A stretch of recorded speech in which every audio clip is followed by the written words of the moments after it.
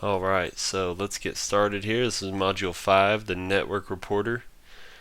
Um, what this tool is going to do for us is it reads settings, collects URLs, checks DNS and HTTP, and it writes like kind of a report out to a CSV.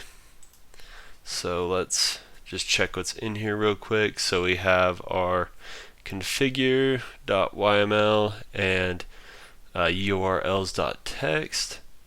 So let's go into our network reporter. This is where we did all the programming. Okay, so we start here with load config. So what this one does is it reads the config.yml with the defaults, and so it does the timeout, check limit, verbose, save JSON, all that stuff, and then it lets you change behavior without actually editing code. Then we go to collect URLs. So what this does, if the argument is starting with HTTP, it treats it as a single URL. Otherwise, it's read one URL per line from a file, and then it ignores blank spaces and then handles missing files. So then we have resolve domain. It pulls hostname from a URL and uses a DNS lookup. So there we go, there's that one. Check URL. If the DNS fails, then it skips HTTP and returns a result, so like true or false. And then if it doesn't do that, then it does a GET request with a timeout, and then it records the status and elapsed time, and then it handles the timeout and connection errors without crashing. That's all this is doing. Then write CSV is it always writes a CSV, and then only does a JSON when save_JSON is equal to true. And then we have that's this part. That's if this one doesn't do it, then it goes to here.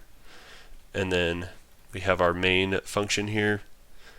Pretty much just runs everything and checks stuff and handles like if the website doesn't exist. And this is where we're the entry point. And so let's check out doing a single URL. So we'll quit out of here, and what we are going to run is Python 3 network reporter.py. We'll do to weber.edu. So it took 5 seconds. There we go. And then it saves it. So this is just passing the URL directly, and it skips the file and just checks this site. And then we will do one with a fake website. So we'll do https fake example.org. So it failed. Couldn't get to anywhere, the DNS, and yeah, so it handles that without crashing. And then we'll run our unit tests here. So we'll do py test -v tests. So it's going through here, passing everything, all these different 15 items that it's checking for. And then yeah, pretty sure that is about it. Let's look at the reflection. So yeah, it's started working really well once you get everything connected up, and then doing all the like collecting and stuff worked pretty smooth.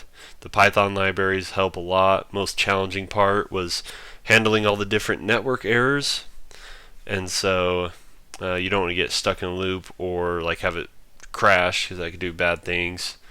And then I was using ChatGPT to help with the like some of the instructions weren't super clear to me out the gate, so it helped me with the usage errors as well.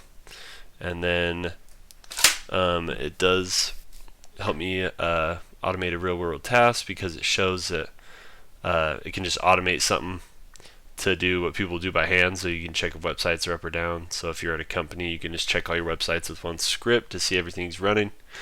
And then maybe checking URLs at the same time would be like a next time thing or add on to this program. And yeah, thank you for watching.